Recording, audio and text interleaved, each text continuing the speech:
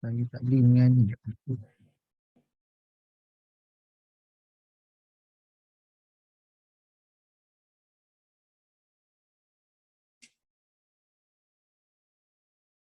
Okey, baik. Hmm.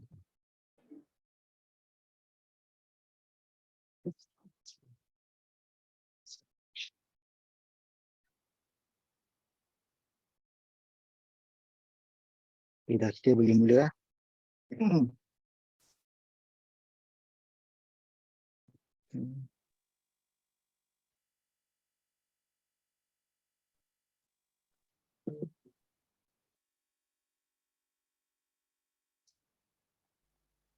Okey, baik.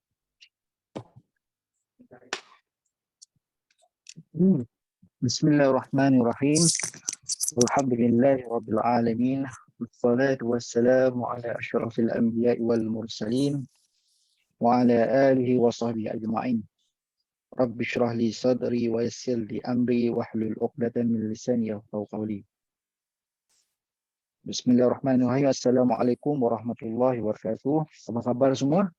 Allah, saya doakan semua dalam keadaan sihat walafiat, dipermudahkan segala urusan.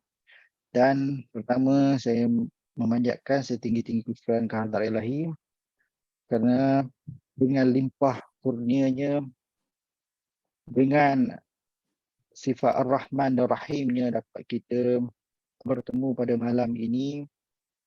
Dan Alhamdulillah saya dimurahkan rezeki oleh Allah Subhanahu Wa Taala, diberi taufik dan inayah untuk bersama-sama pada malam ini berkongsi sedikit tentang perbahasan ilmuwan terdahulu, supaya perbahasan ini dapat memantapkan lagi akidah kita, dan juga dengan perbahasan ini kita dapat menyempurnakan diri kita. Baik, pada minggu yang lalu kita telah membahaskan bahawasanya Ibnu Sina setelah beliau menulis kitab Al-Mantiq, kitab Tabi'iyah, kitab Riyadhiyah dan seterusnya sampailah kitab Ilahiyah, maka pada permulaan makalah pertama Ibnu Sina ialah mencari kedudukan ilmu falsafah. Beliau nak mencari kedudukan ilmu falsafah. Atau dalam erti kata yang lain, kalau kita baca Indiyah di situ, maksudnya Ibnu Sina, bila kita nak mengetahui apakah ilmu falsafah, maka Ibnu Sina menerangkan mauzuknya ilmu falsafah. Kerana pada pandangan cendekiawan terdahulu, sebahagian mereka berpendapat bahawa untuk mengetahui sesuatu hakikat ilmu ataupun untuk mengetahui perbezaan antara ilmu dengan ilmu yang lain, contohnya ilmu matematik, berbeza ilmu matematik dengan sains, berbeza ilmu geografi dengan sejarah, semuanya disebabkan faktor subjek. Oleh demikian, Ibnu Sina kena tutup dulu. Oleh demikian, Ibnu Sina hendak menerangkan hakikat falsafah, maka beliau menjelaskan apakah itu mauzuknya falsafah. Okey, baik.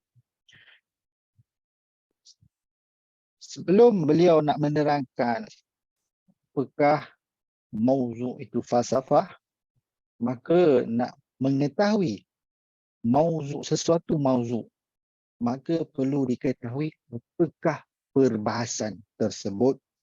Kerana mauzuk itu ma yabhasu fihi anin hawaril zatiyah, iaitu permasalahan-permasalahan yang yang sama, maka dipanggil sebagai mauzuk. Awarid Zatiyah nanti saya akan jelaskan bila kita ada teks ini. Dalam teks ni yang sama, Ibn Sina juga ada menerangkan atau menyentuh tentang Awarid Zatiyah itu. Baik. Okay, yang ni kita dah baca. Saya cuba baca sekali lagi supaya tak putus huraiannya. Yang saya rasa minggu lepas kita dah baca ni kan, tapi tak apa dah. Saya baca sekali lagi supaya huraiannya betul ni. Waqad ushiru ila al-farqi bainahuma wa dhukira anna an-nazariyata هي التي نطلب فيها استكمال القوة النظرية من النفس بحصول العقل بالفعل. وقد أشير إلى الفرق بينهما وذكر أن النظرية هي التي نطلب فيها استكمال القوة النظرية من نفس بحصول العقل بالفعل. Okey, baik.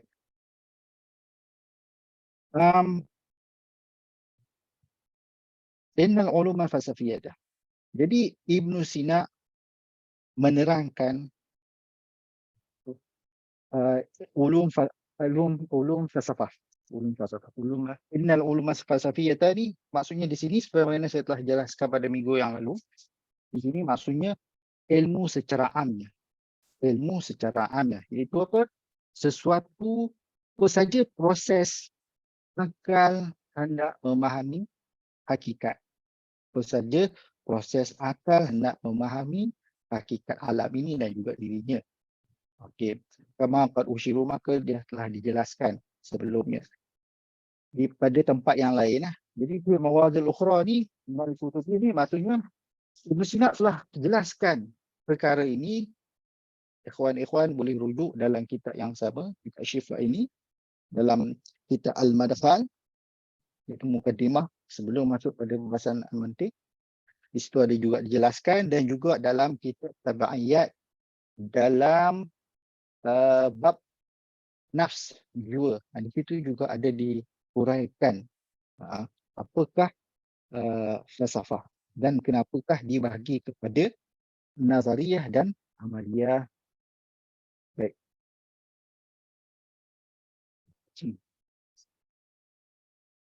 Di situ, di kitab Madkhal, Ibn Sina menghuraikan apakah itu falsafah. Falsafah di sini maksudnya ilmu secara amnya. Ilmu secara amnya. Yang kita nak bincang di sini adalah falsafatul ula, iaitu metafizik. Tapi sebelum metafizik itu adalah bahagian daripada falsafah. Bahagian daripada falsafah maksudnya bahagian daripada ilmu. Okey. Baik. Ilmu secara amnya, ilmu secara amnya yang didefinisikan oleh Ibn Sina dalam kitab Syifa ini, dalam manfaatnya, iaitu sayruratun insaniyah. Ini ada saya ada kata pula.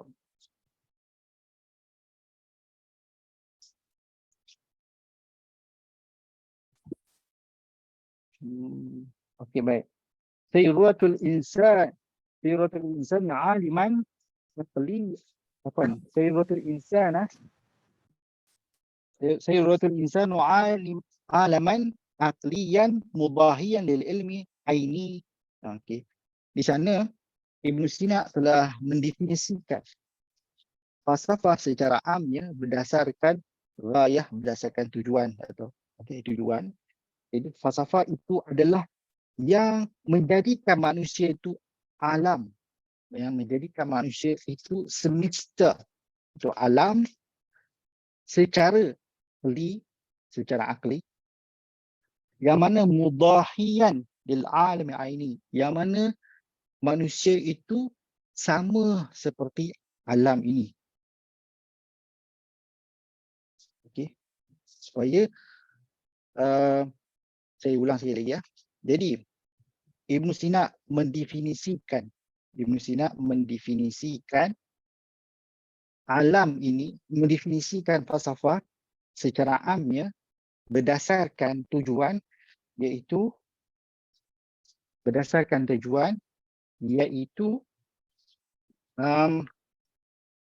falsafah ialah ilmu yang mana menjadikan manusia itu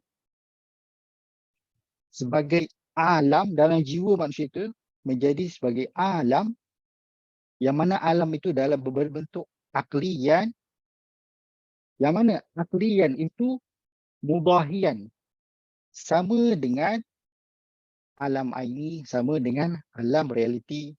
Okey, itu huraiannya panjang lebar di situ, saya tak naklah hurai dalam kelas ni. Itu dah dibahaskan dalam kitab Al-Madkhal. Saya cuma sentuh saja. Ikhwan dan sahabat sekalian boleh rujuk dalam kitab Al-Madkhal Asy-Syifa itu. Okey, baik. Jadi Ibn Sina telah menjelaskan apa itu falsafah. Apakah itu falsafah secara am. Dan bila mana manusia itu mencari hakikat, yang mana hakikat tersebut menjadikan manusia itu, jiwa manusia itu alam, sebagaimana alam dunia ini dalam bentuk aklian. Okey.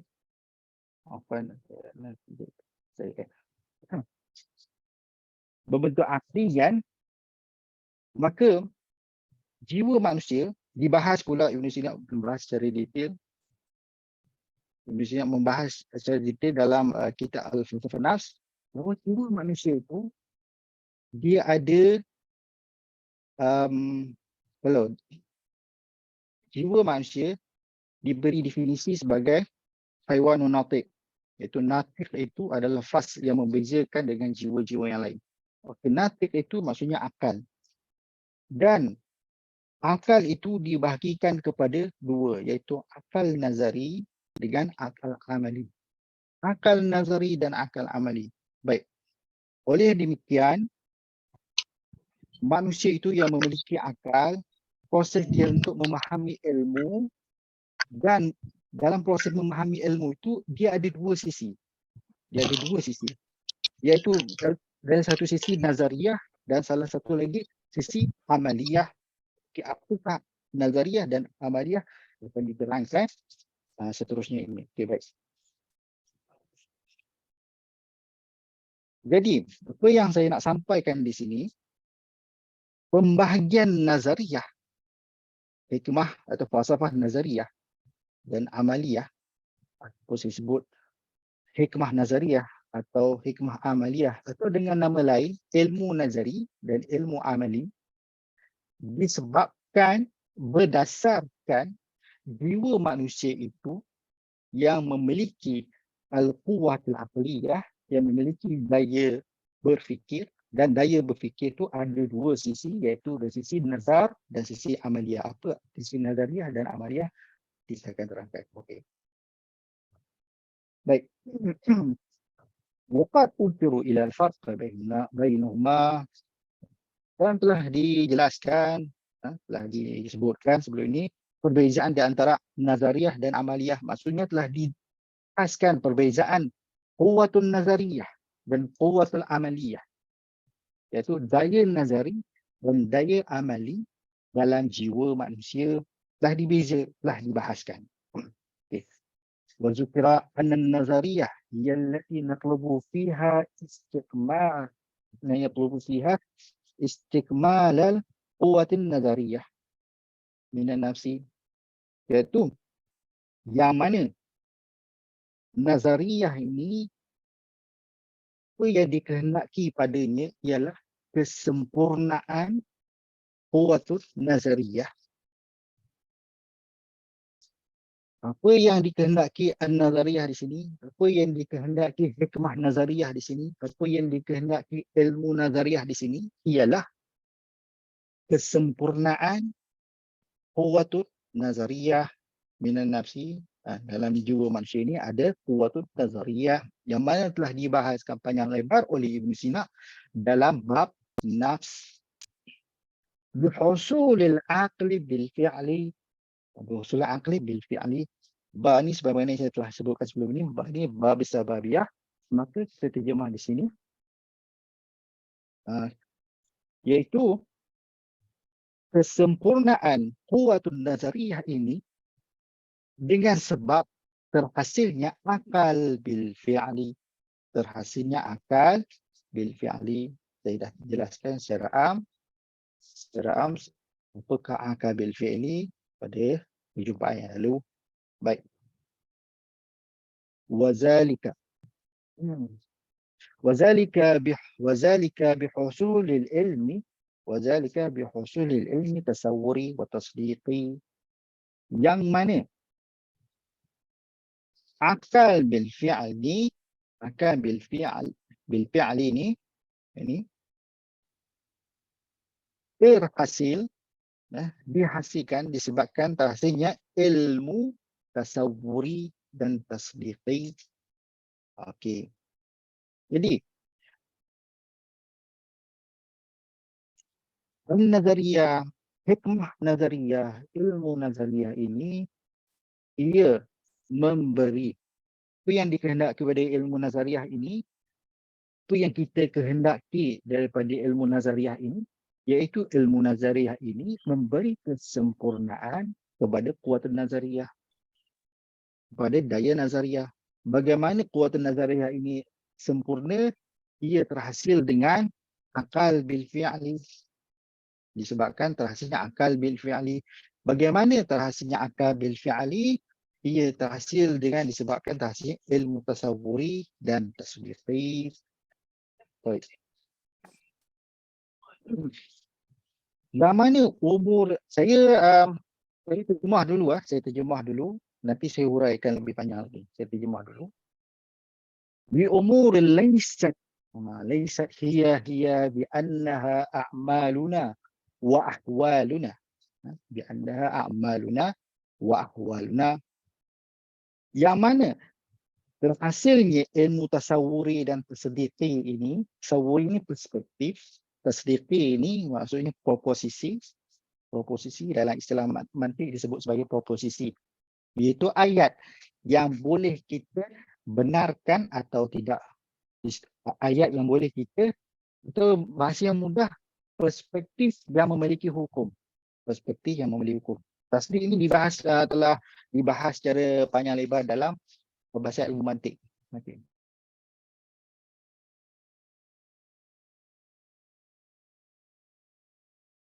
Jadi disebabkan terhasilnya iaitu keyakinan, tasdiq, boleh saya terima sebagai keyakinan juga. Dengan umur, dengan perkara-perkara, laisat hiya bi annaha a'maluna wa ahwaluna.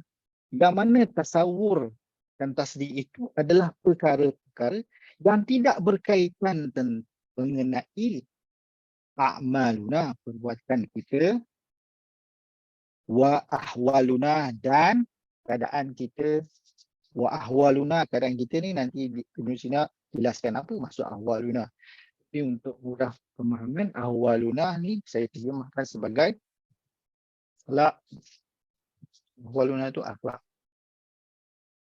Amaluna dalam Hasyiah Naraqi, salah seorang penyihir Masyai, beliau menterjemahkan a'maluna itu iaitu ilmu fiqh, ahwaluna iaitu ilmu akhlak. Okay. Baik. Amaluna itu ilmu apa saja ilmu yang berkaitan tentang kehidupan kita, yang mana dalam pembahagian hikmah amaliyah itu mengikut pandangan Masyai terbagi kepada dua, terbagi kepada tiga. Ya. Hikmah amaliyah mengikut pandangan Masyai terbagi kepada tiga, iaitu siasah mudun, siasah, yang kedua tadbirul manzil, yang ketiga akhlak. Okey. Yang ini tiga ilmu ini membahaskan tentang perbuatan manusia, perbuatan kita, dan ahwaluna. Okey.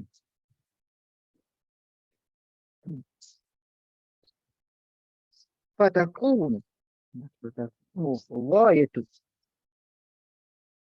Fatakunu ghayatu fiha husula ra'yin wa i'tiqadin. Okay. Ia menjadi tujuan. Fatakunu ghayatu, maka ia menjadi tujuan bagi nazariyah itu husula, hasilnya perspektif ra'yin wa i'tiqadin, perspektif dan keyakinan. Yang mana ra'yin wa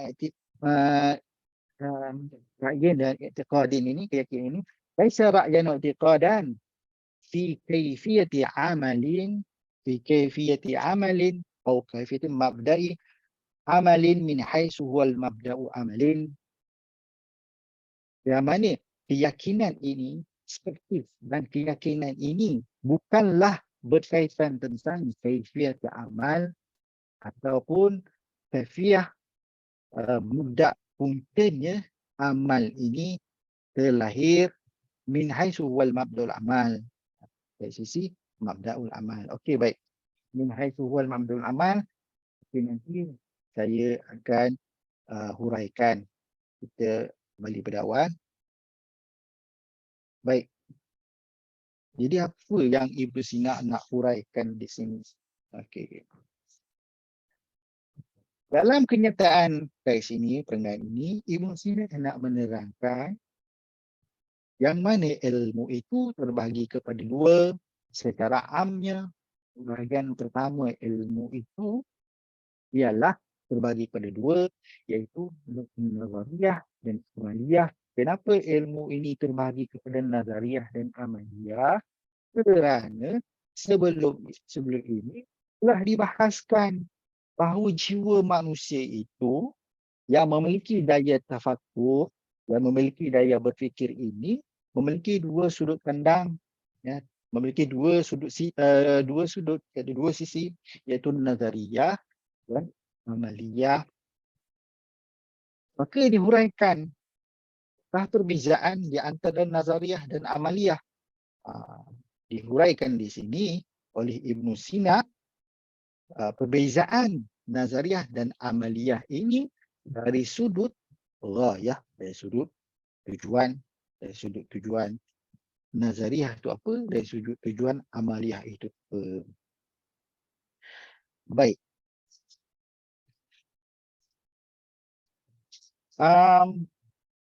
Di sini, di sini ada persoalan yang ditimbulkan oleh muridnya Ibnu Sina, iaitu Bahmaniyar. Bahmaniyar yang meminta Ibnu Sina menulis kitab Asy-Syifa ini, saya letak pasti adakah Ibnu Sina atau Jauzjani, saya lupa. Tapi Bahmaniyar menulis surat kepada Ibnu Sina. Salah satu pertanyaan dia tentang kenyataan teks Asy-Syifa ini. Kenapakah Ibnu Sina dan para cendekiawan yang lain menyatakan bahawa ilmu itu dibahagikan, ilmu itu dikenali, atau faktor yang memisahkan ilmu A dengan ilmu B itu adalah berdasarkan mauzuk, iaitu subjek. Dan sebelum ini pun Ibnu Sina juga menyatakan dalam mauzuk ini bahawa dia nak mencari mauzuk falsafah supaya apa? Supaya jelas hakikat falsafah itu apa. Namun dilihat dalam kenyataan di sini, Ibnu Sina membahagikan nazariyah dan amaliyah ini berdasarkan ghayah, berdasarkan fatakunu ghayatu, berdasarkan tujuan ilmu tersebut. Dan dalam perbahasan definisi ilmu juga, di situ juga sayuratul insanu yang saya sebutkan tadi itu juga berdasarkan tujuan. Okey. Jadi ada faktor yang membezakan ilmu itu berdasarkan subjek ataupun berdasarkan tujuan ilmu itu. Ini disoal oleh Rahmaniyar. Maka filosof-filosof Masyai cuba, iaitu selepas daripada Ibn Sina ni, cuba menghuraikan dan cuba mencari hujah untuk mempertahankan kenyataan teks Ibn Sina ni. Mereka nak cuba menghuraikan. Okey. Ada satu pandangan mengatakan bahawa tak, dalam pembahagian ilmu tak semestinya kita bersandar kepada mauzu' ilmu tersebut.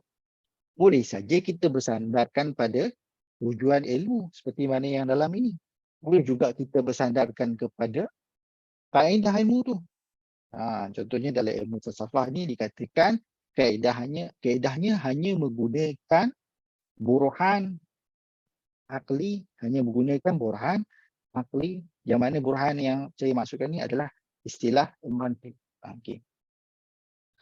Berbeza dengan ilmu kalam. Ilmu kalam metodnya lebih umum. Boleh juga menggunakan jadal, boleh juga menggunakan khitab dan boleh juga menggunakan burhan. Semua ini dibahaskan dalam ilmu mantik. Baik. Jadi satu pandangan mengatakan tak ada masalah kita Ibn Sina nak guna di sini berfaktorkan tujuan ilmu. Jadi Ibn Sina menggunakan ilmu itu berdasarkan ghayah, berdasarkan tujuan. Ada pandangan yang lain pula mengatakan pandangan yang kedua tidak. Hakikat ilmu hanya dapat diketahui hanyalah melalui mauzu', iaitu subjek. Jadi kenyataan Ibnu Sina di sini, walaupun pada zahirnya dia menjelaskan bahawa perbezaan nazariyah dan amaliyah ini adalah berdasarkan tujuan, namun hakikatnya tujuan itu akan kembali perbezaannya pada topik yang dibahaskan. Topik yang dibahaskan iaitu nazariyah, membahaskan perkara selain daripada tindakan ikhtiar manusia. Manakala amaliyah membahaskan tentang perkara tindakan ikhtiar manusia. Baik. Maka berdebatlah antara dua pandangan ini. Ada lagi pandangan yang lain mengatakan Ibn Sina membahagikan an-nazariyah dan amaliyah ini bukanlah berdasarkan tujuan nazariyah dan amaliyah sebenarnya, tetapi ia berdasarkan pembahagian jiwa iaitu nazariyah dan amaliyah. Yang mana jiwa itu terbahagi kepada nazariyah dan amaliyah, maka oleh kerana jiwa itu yang memiliki kuwatul akliyah dan akliyah itu terbahagi pada nazariyah dan amaliyah, maka ilmu di sini dibahagikan kepada nazariyah dan amaliyah. Itu lagi pandangan yang mengatakan bahawa mengapa Ibn Sina membahagikan ilmu kepada nazariyah dan amaliyah. Okey, baik.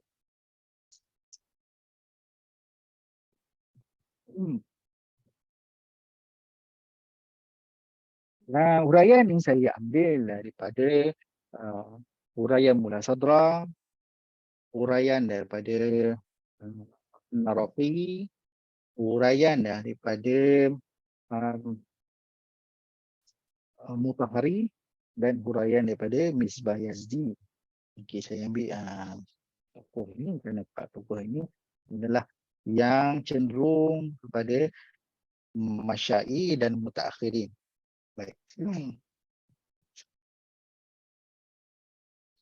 Okey, wazalika bihusul ilmu tasawwur tasawwur. Okey.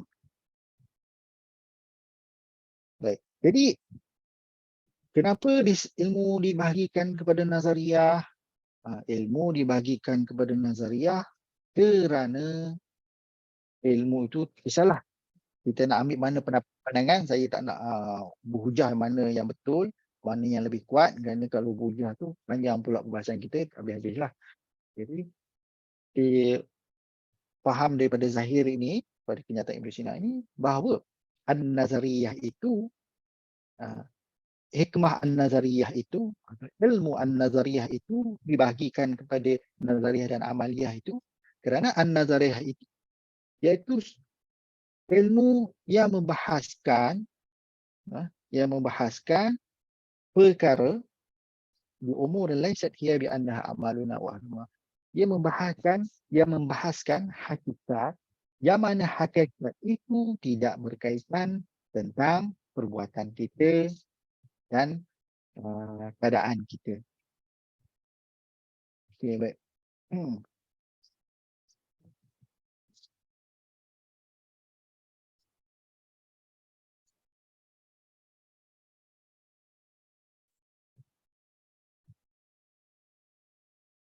Okey. Di sini kaifiyatul mabda'al amal min haitsu huwa mabda'ul amal.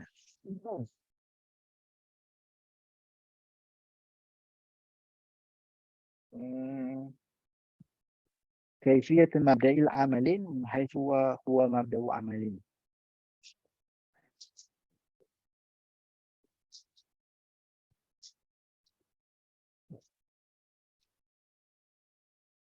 Ilmu nazariyah ialah ilmu yang membahaskan satu hakikat yang mana hakikat tersebut tidak membincangkan tentang kaifiyatul mabda' amal dari sudut huwa mabdul amal.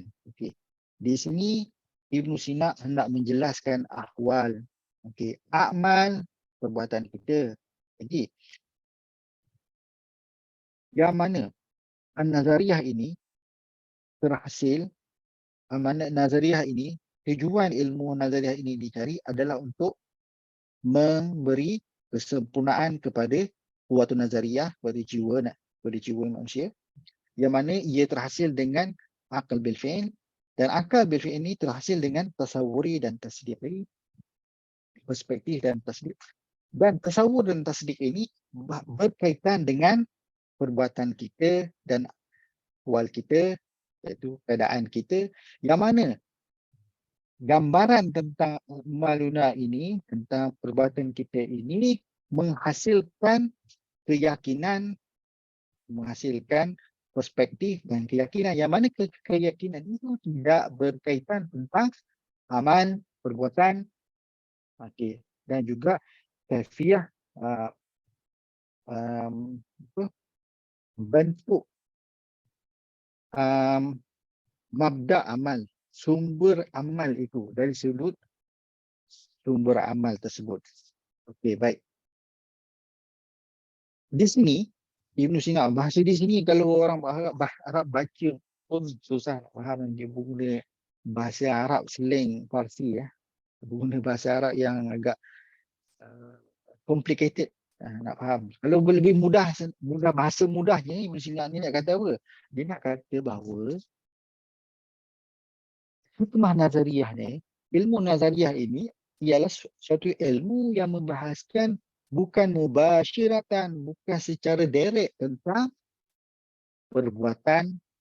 Kalau hikmah nazariyah atau hikmah amaliyah, hikmah amaliyah, ilmu amaliyah yang membahaskan perbuatan manusia dan sumber perbuatan tersebut secara direct.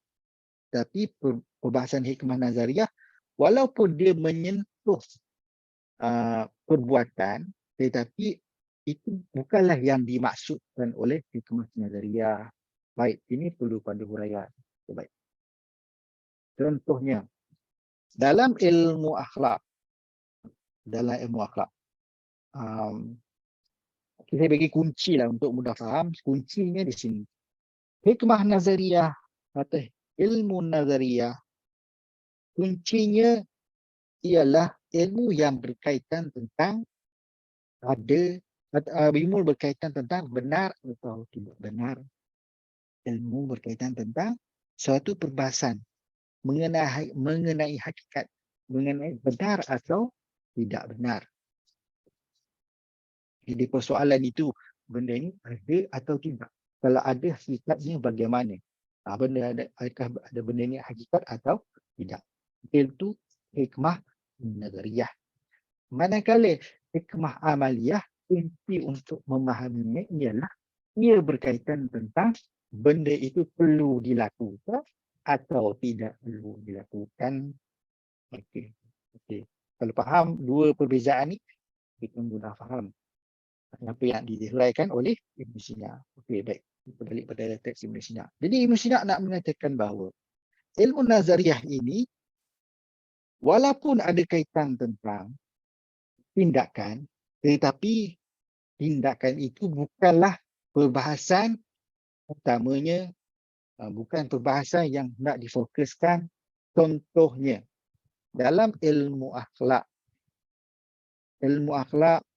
apabila kita ambil satu sifat yang baik, iaitu berlaku adil, ataupun satu tindakan bersedekah, atau satu tindakan bercakap benar. Okey, bercakap benar, sedekah, semua itu adalah benda yang baik, benda yang baik. Okey, hikmah nazariyah, ilmu nazariyah, dia tak bahas benda ni baik atau tidak baik. Dia bahas hakikat apakah hakikat bercakap baik itu. Apakah hakikat Fuan, yang berkaitan tentang ahwaluna. Okay, ahwaluna tu maksudnya tu mabda' fi'il. Sumbernya fi'il. Bercakap benar tu lahir daripada mana? Lahir daripada jiwa. Jiwa yang baik. Apakah yang memupuk jiwa yang baik ini bercakap benar? Ada satu sifat yang dalam jiwa manusia itu, ada kuah dalam jiwa manusia itu. Saya tak fokus saya belum semak lagi lah dalam ilmu akhlak. Dalam ilmu akhlak ada dibincangkan ada kuah tu daya-daya, potensi-potensi dalam jiwa manusia ini, yang mana potensi ini akan memberi kekuatan pada manusia untuk melahirkan tindakan yang baik. Antara yang lain yang saya ingat ialah jiwa, bagaimana nak jumpa jiwa insani. Bagaimana nak memupuk jiwa insani. Bagaimana nak mengurangkan jiwa haiwani. Dalam jiwa haiwani itu ada dipanggil kuwatul ghazabiyah. Kekuatan daya marah. Daya marah itu baik. Dan bagaimana dalam yang manakah dikatakan daya marah yang baik, yang manakah yang dikatakan daya marah yang tidak baik. Itu dibahaskan dalam ilmu akhlak. Okey. Yang dibahaskan dalam ilmu akhlak, hikmat nazari, hubungan daya ghazabiyah ini, kuwatul ghazabiyah ini, daya marah ini, dengan melahirkan tindakan keberanian yang berani mempertahankan agama, itu dibahaskan dalam hikmah amaliyah. Okay. Jadi hikmah nazariyah dia tidak bahas kaifiyat mabda' min haisu wal mabda'. Dia tak bahas mabda' dia. Apa yang dibahas ialah apakah jiwa manusia itu? Jiwa manusia itu wujud atau tidak? Benar atau tidak jiwa manusia itu wujud? Dan wujud jiwa manusia itu adalah jauhar. Benarkah jiwa manusia itu adalah jauhar? Dan benarkah jiwa manusia yang jauhar itu berbentuk muntarat? Itu dibahaskan dalam hikmah nazariyah. Walaupun nafs di sini adalah berkait tentang perbuatan, itu mabda' iman, mana perbuatan manusia, perbuatan ikhtiar manusia lahir pada jiwa manusia, tetapi hikmah nazariyah tidak melihat dari sudut jiwa manusia ini melahirkan tindakan apa, bukan tindakan baik baginya. Tak, itu tak dibahaskan dalam hikmah nazariyah. Hikmah nazariyah menunjukkan benda itu betul atau tidak, hakikatnya bagaimana, itu yang dibahaskan dalam hikmah nazariyah. Jadi hikmah nazariyah itu tak membahaskan perbuatan itu secara direct. Dia tak fokus perbuatan itu baik atau tidak. Dia membahaskan benda itu betul, benda itu benar atau Tidak, itu hikmah nazariyah. Okey.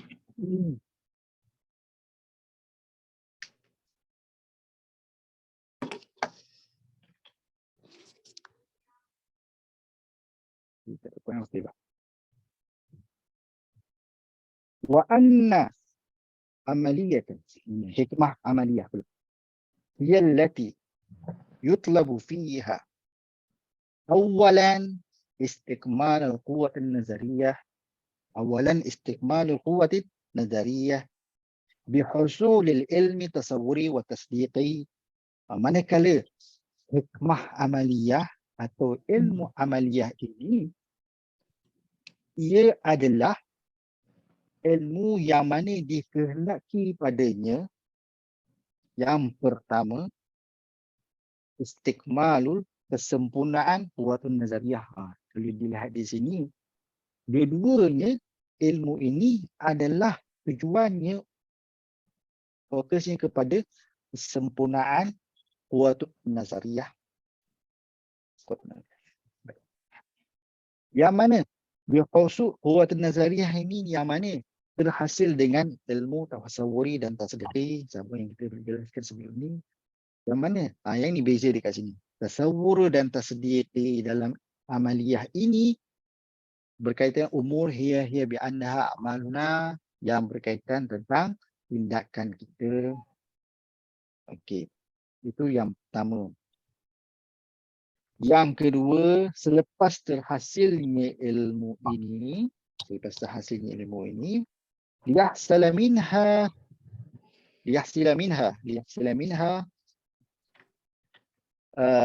ثانيا استكمال القوة العملية بأخلاق. Baik. Okey.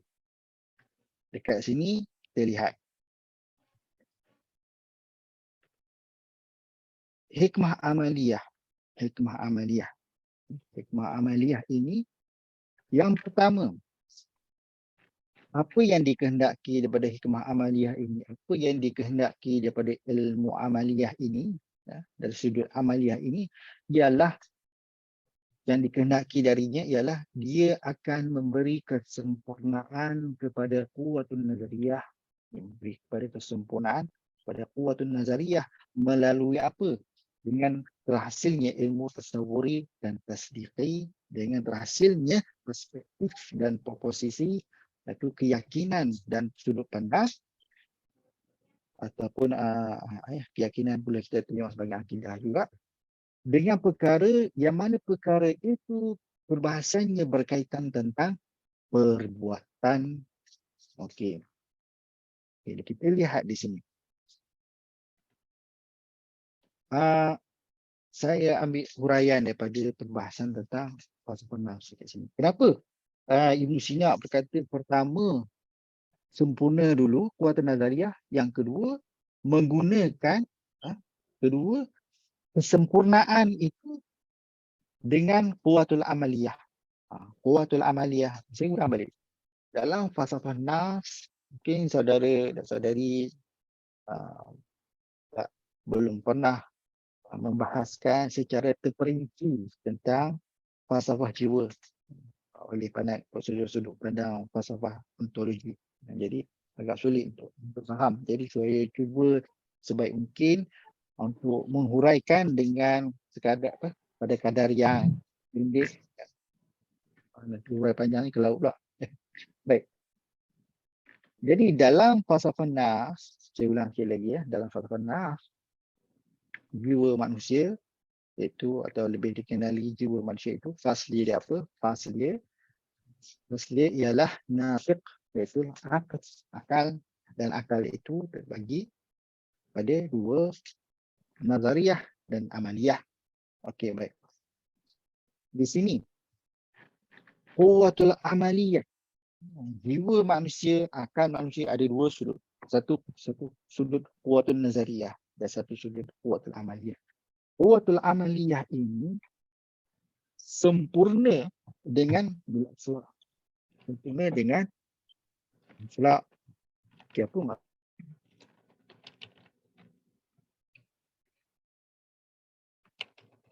maksud sempurna dengan akhlak ini. Kalau ikut huraian Farabi, sekiranya manusia itu mempelajari sesuatu tentang perbuatan, tentang tindakan, dan dia mengetahui tindakan itu baik dan tindakan itu buruk, itu sudah satu kesempurnaan baginya. Setelah dia mengetahui, dia beramal pula dengan tindakan tersebut, maka sempurnalah jiwa quwwatul amaliyah. Maka sempurnalah jiwa manusia dari sudut quwwatul amaliyah. Afim. Dalam perbahasan, jadi kena saya urai-urai penyakit tentang ni. Dalam perbahasan falsafah nafs, dibahaskan. Jadi sebelum itu saya hendak huraikan kenapa falsafah Masyai berpandangan bahawa jiwa manusia itu memiliki quwwatun nazariyah dan quwwatun amaliyah. Kenapa jiwa manusia itu memiliki daya quwwatun aqliyah, daya berfikir, atau saya sebut di sini daya memahami, dan satu lagi daya tindakan.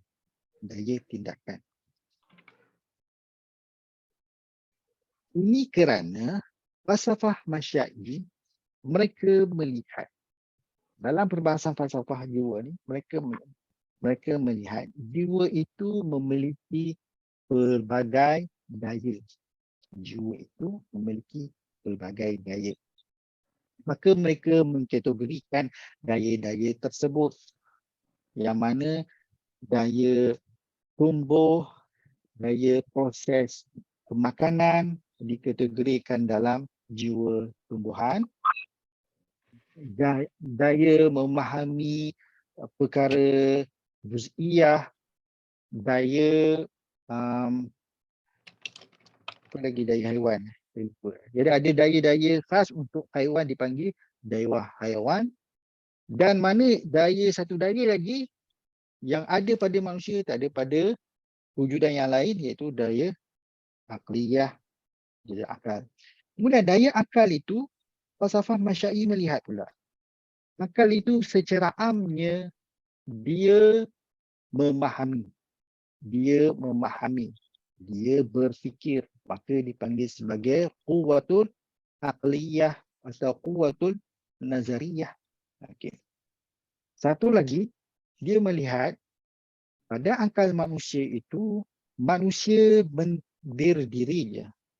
Manusia itu menglahir tindakan yang rasional. Manusia itu melakukan perbuatan dengan ikhtiarnya. Okay. Maka di situ perlu ada daya, yang mana daya itu adalah pendorong. Daya itu adalah yang melahirkan tindakan-tindakan tersebut. Maka dipanggil daya amaliyah atau quwwatul amaliyah. Okey. Dalam perbahasan falsafah nafs ini juga ada pelbagai pandangan. Ada pelbagai pandangan. Jadi saya nak urai benda ni, saya kena urai benda ni dulu. Jadi, apakah pandangan tersebut? Adakah, persoalannya, adakah jiwa manusia ini, iaitu satu hakikat ini, memiliki dua daya secara amnya, ataupun satu daya tetapi dua sisi yang berlainan? Okay, apa maksud dia? Pandangan pertama mengatakan bahawa jiwa manusia ini memiliki dua daya yang berbeza. Jauharnya, hakikatnya berbeza. Kerana apa? Satu itu dia fa'il, dia melaksanakan, dia mencerah, dia berfikir, dia melaksanakan, fa'il. Satu lagi infial, dia menerima.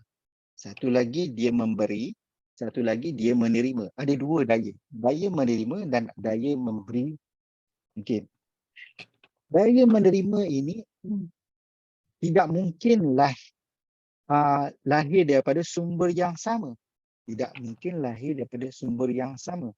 Kerana mereka, yang saya ingat saya, mereka Aristotle,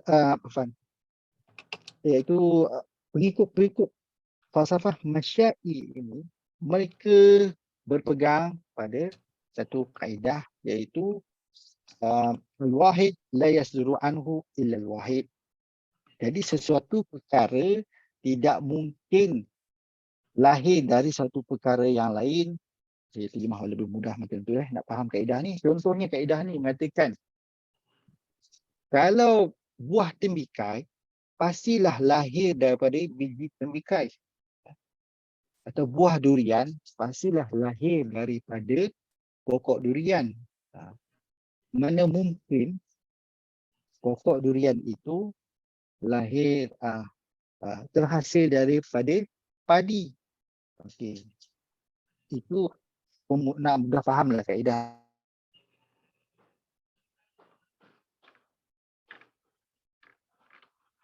tu faham kaedah secara betul. Yang memberi bukan yang menerima, suatu benda yang berlawanan, satu memberi, satu menerima.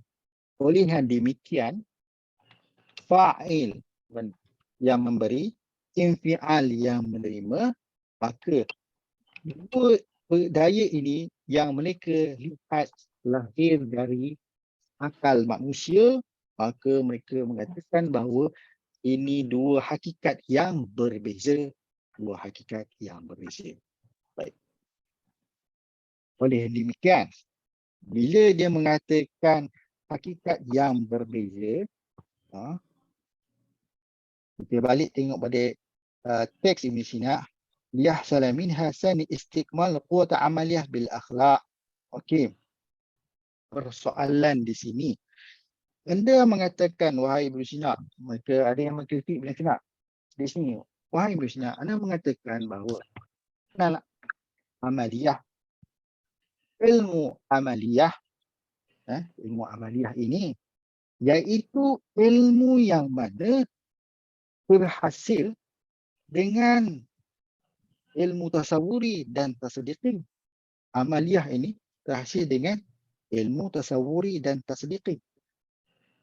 Penghasilan ilmu tasawuri dan tasdiqi ini adalah melalui quwwatun nazariyah, iaitu quwwatun infialiyah, iaitu menerima ilmu. Sedangkan amaliyah ini yang memberi, yang melaksanakan. Bagaimana mungkin ilmu amaliyah ini mencerah? Okey, di sini. Jadi, bagaimana mungkin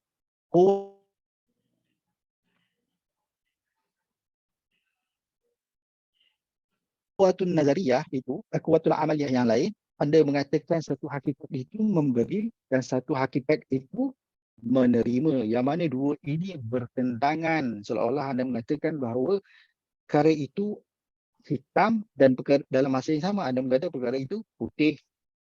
Itu maksudnya. Jadi benda ini bertembung. Bagaimana mungkin? Jadi segolongan pandangan mengatakan quwwatun nazariyah itu dia tidak menerima, dia cuma melaksanakan.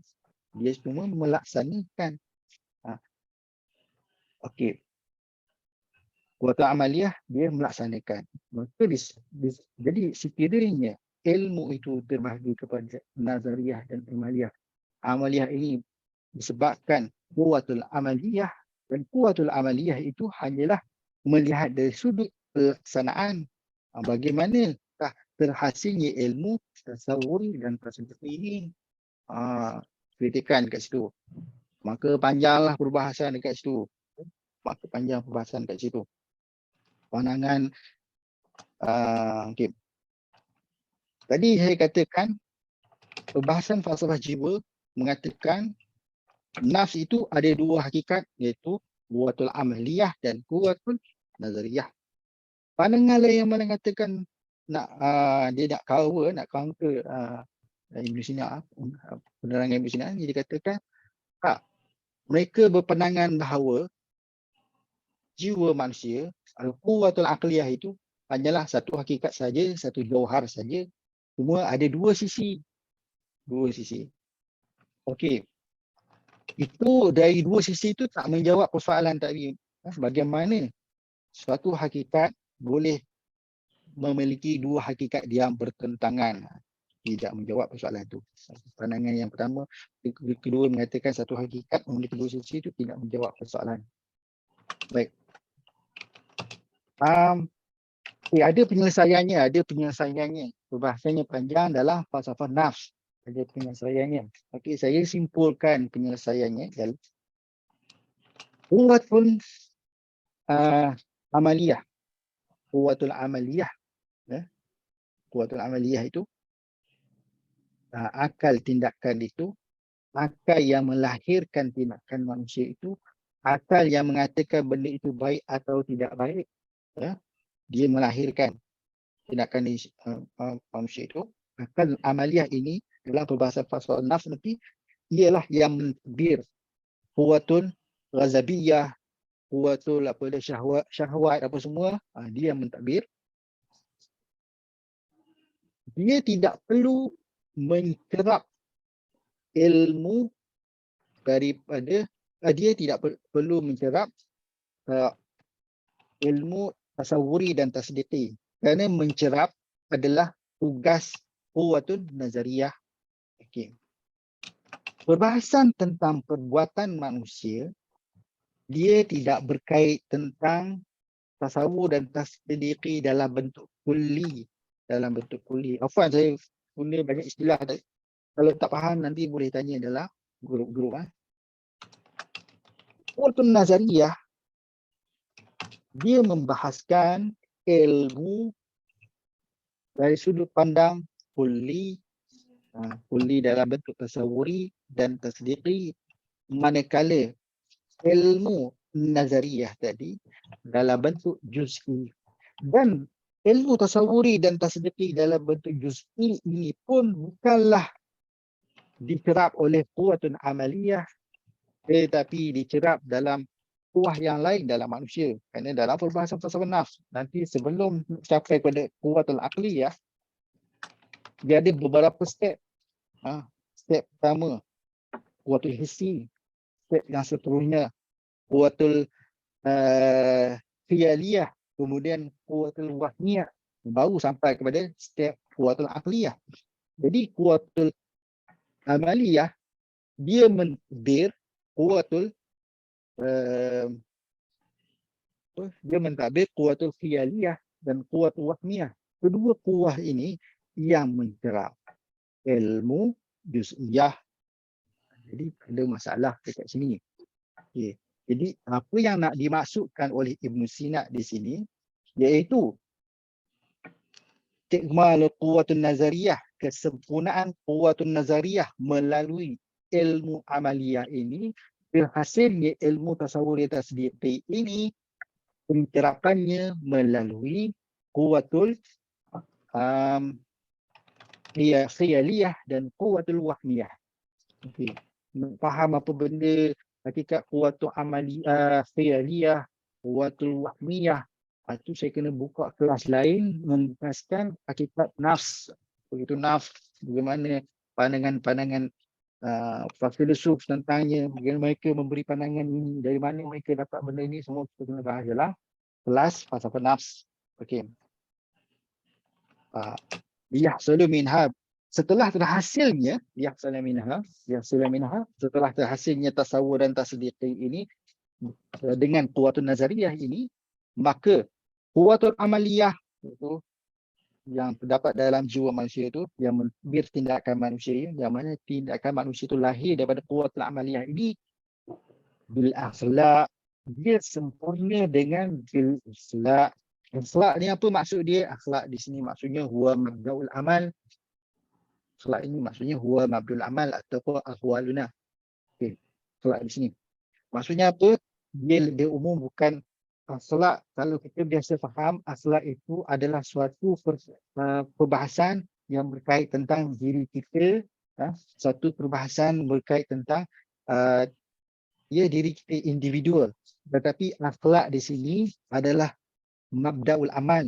Mabda'ul amal maksudnya puncanya tindakan. Sama ada punca tindakan itu berkisar tentang society, berkisar tentang majority, berkisar tentang masyarakat, ke dipanggil sebagai siasah, ataupun berkaitan tentang tadbirul manzil, berkaitan tentang bagaimana mengurus rumah tangga, itu juga termasuk dalam bahasan mabdaul amal. Jadi akhlak di sini adalah bermakna umum. Akhlak di sini bermakna umum. Jadi tindakan yang lahir seorang pemimpin yang memimpin dengan adil masyarakatnya, ayah yang melaksanakan tanggungjawabnya, hak-haknya dengan adil, dengan baik, dengan baik, dan seorang individu manusia yang melatih dirinya dengan akhlak-akhlak mahmudah, maka latihan tindakan ini yang dilakukan secara berterusan sehingga terhasilnya malakah pada jiwa manusia, maka ia akan memberi kesempurnaan pada quwwatul amaliyah, yang memberi kesempurnaan pada quwwatul amaliyah. Jadi quwwatul amaliyah ini sempurna dengan perbuatan itu dilaksanakan secara secara langsung, secara berterusan, komitmen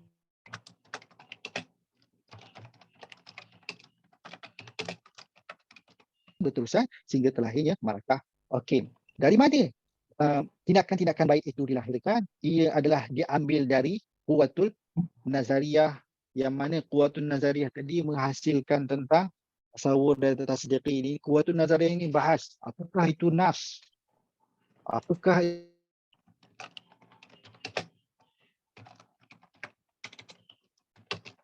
itu quwwatul ghazabiyah. Ghazabiyah ini bagaimana manusia nak menggunakan quwwatul ghazabiyah ni pada tempatnya. Okey. Okey. Jadi quwwatul ghazabiyah ni tak bolehlah pergi pergi serang gelap malam secara membabi buta. Ghazabiyah marah, kalau digunakan pada tempatnya akan melahirkan syuja'ah, akan melahirkan keberanian. Tapi kalau tidak digunakan pada tempatnya akan menzahirkan bodoh, melahirkan seorang yang ialah melakukan perkara yang membabi buta tanpa berfikirnya. Jadi perbahasan apakah hakikat sumber yang melahirkan sifat keberanian itu dibahaskan dalam falsafah nazariyah dan mengatakan ini adalah realiti yang begini. Kemudian akal amaliyah melihat dari sudut mana? Dari sudut benda ini baik, maka akal quwwatul amaliyah menzahirkan tindakan tersebut dalam bentuk tindakan. Dan tindakan itu dilaksanakan secara berterusan, komitmen sehingga melahirkan malakah, maka ia akan menjadi kesempurnaan pada quwwatul amaliyah. Okey. Jadi Mullah Sadra ada membahaskan dalam falsafah nafs, dalam kitab Syawahid Rububiyahnya, mengatakan bahawa jiwa manusia ini tidak akan sempurna melainkan disempurnakan dua hakikat ini, iaitu quwwatul nazariyah dan quwwatul amaliyah. Quwwatul nazariyah iaitu menjadikan jiwa manusia itu sempurna dengan melalui tasawur dan tasdiq. Kerana mengikut fahaman falsafah Masyair bahawa ilmu itu ialah hakikat wujud yang mudarat, yang suci dari materi. Okey. Jiwa juga hakikat yang mujarrad, yang suci dari materi, yang tidak ada material, dan dua-duanya dapat bersatu.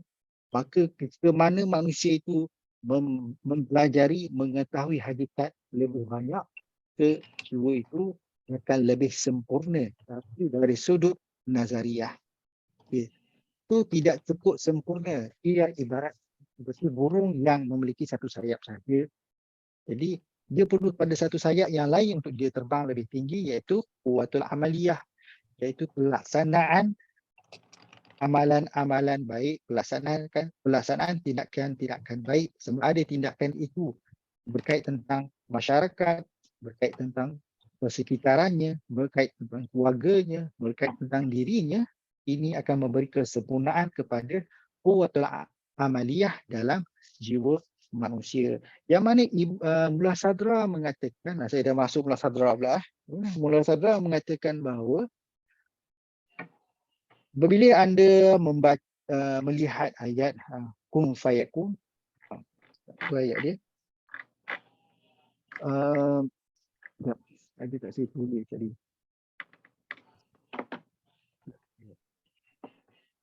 Okey, baik, tak apa. Dalam ayat tu Allah mengatakan, katakanlah maka jadilah. Katakanlah maka jadilah. Katakanlah kul itu adalah nazariyah. Kun itu terjadilah. Maksudnya amaliyah. Jadi Mullah Sadra mengatakan kesempurnaan hakikat ilmu itu ialah ketika mana hakikat itu bersatu dan menzahirkan hakikat tersebut. Maksudnya tindakan dengan ilmu itu adalah perkara yang sama. Mungkin ada bahasa panjang lagi lah dalam perbahasan filsafat saya. Jadi kesimpulan daripada itu, Ibn Sadra mengatakan pada yang kemuncak kesempurnaan ilmu itu adalah tindakan, tindakan adalah ilmu. Apa yang diketahui akan terzahir dan apa yang terzahir itu adalah ilmunya. Itu dalam pembahasan kesempurnaan dalam falsafah Mullah Sadra. Itu dibahas panjang lagi. Baik. Okey, dah 9.38. Okey, di sini ada kritikan sebenarnya kat sini. Kritikan. Apalah saya bawa kepada minggu harapan kritikan ni. Kritikan ni dah dijawab oleh Mullah Sadra. Saya sebutlah sedikit kritikan ni. Di sini mengatakan bahawa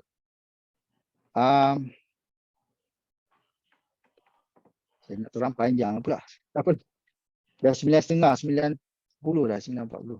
Baiklah, tak apalah, saya bawa kritikan ni pada perbincangan minggu harapan. Okey. Sekarang jadi kalau ada apa-apa persoalan, saya bukakan persoalan.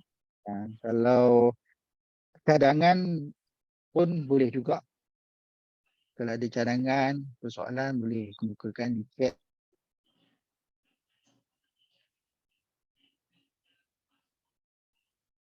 Boleh, saya baca dan kalau mesti buat saya jawab. Kalau tak sempat saya jawab dalam grup. Ada persoalan?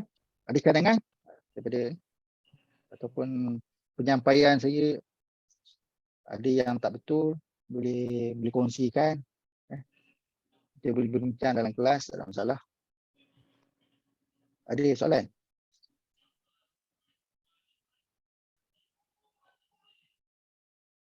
Kita ada soalan Okey, tak apa. Soalan boleh tulis dalam soalan boleh tulis dalam grup ataupun nak buat, saya pun cadangkan grup kita dalam grup apa Irfan Nazari itu ramai Saya tak tahu yang sebenarnya saya nak yang betul-betul nak konsisten kitab Syifa ni sampai habis. Itu saya mungkin nak kena buat grup yang khas. Di situ kita boleh bincang lah, siapa nak ada pandangan ke, tak faham ke, boleh saya fokus lah. Kita ada pelan. Baiklah, saya tutup majlis ni. Ustaz minta maaf nak tanya, macam kitab boleh? Syifa ni boleh download dari mana? Mungkin boleh kita print, jadi bila Ustaz mengajar kita boleh note atas kertas, jadi terjemahan, baris dan sebagainya. Betul. Sebelum ni saya dah bagi, nanti saya bagi lagi. Share dalam grup. Teks ni saya dah, PDF ni saya dah. Nanti saya bagi dalam grup. Saya bagi lagi yang baru masuk. Yang terjemahan ataupun teks yang tak jelas ke tadi, saya boleh jelaskan sekali lagi. Assalamualaikum Ustaz. Waalaikumsalam warahmatullahi. Okey, ahsantum. Baik penerangan Ustaz. Cuma cuma nak memberi pandangan kalau misalnya perlu didatangkan analogi atau beberapa contoh untuk menerangkan sesuatu statement itu adalah lebih baik sebab mungkin Ana khususnya bukan daripada bidang falsafah. Jadi amat memerlukan huraian, perlu disokong dengan analogi dan juga gambaran dan juga contoh-contoh harian supaya huraian tu lebih jelas dan mudah dicerna, khususnya bagi orang yang tak ada background falsafah yang tinggilah. Afwan, itu saja. Okey, baik-baik, insyaAllah. Betul. Saya cuba gunakan pendekatan analogi ya. Baik, memang ada baiknya dan ada buruknya tentang tamsilan ya. Tapi saya cubalah, saya cuba baiki penyampaian saya menggunakan lebih banyak contoh. Okey, ada lagi? Bagus, terima kasih banyak yang beri cadangan tadi. Siapa ya? Terima kasih banyak. InsyaAllah saya baiki lagi. Memang cadangan sangat-sangat saya hargai ya. Ada cadangan kritikan sangat saya hargai. Ada yang bagi cadangan kritikan pada saya, Ustaz jangan terang terlalu panjang, jangan ke laut nanti. Jadi ada Ustaz jangan baca satu teks ni panjang sangat uraian bila nak habis. Dan saya cuba kecilkan skop perbahasan saya, kalau buka luas lagi bahas tentang kritikan ulama tu, kritikan ulama ni, pandangan itu, pandangan ini yang jadi banyak panjang. Jadi takut melalut, takut lari pada apa yang teks ni nak sampaikan. Okey. Cuma saya akan sentuhlah secara amnya, ada kritikan kat sini. Jadi dengan kritikan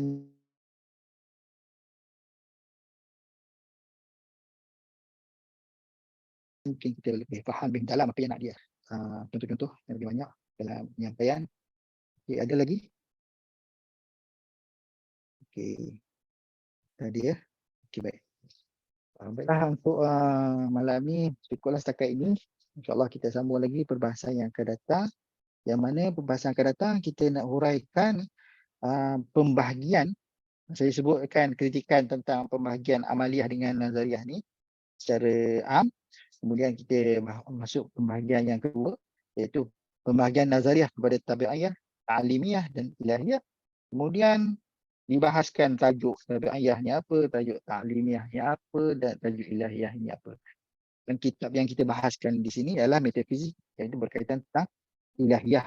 Kenapa dinamakan ilahiyah, itu dibahaskan pada pasal yang kedua. Itu dibahaskan pada pasal yang kedua. Pasal yang pertama ni nak cari apa itu, tajuk bagi pembahasan ilahiyah ni. Ontologi ilahiyah ni apa dia. Okey, baik. Assalamualaikum warahmatullahi wabarakatuh. Waalaikumsalam.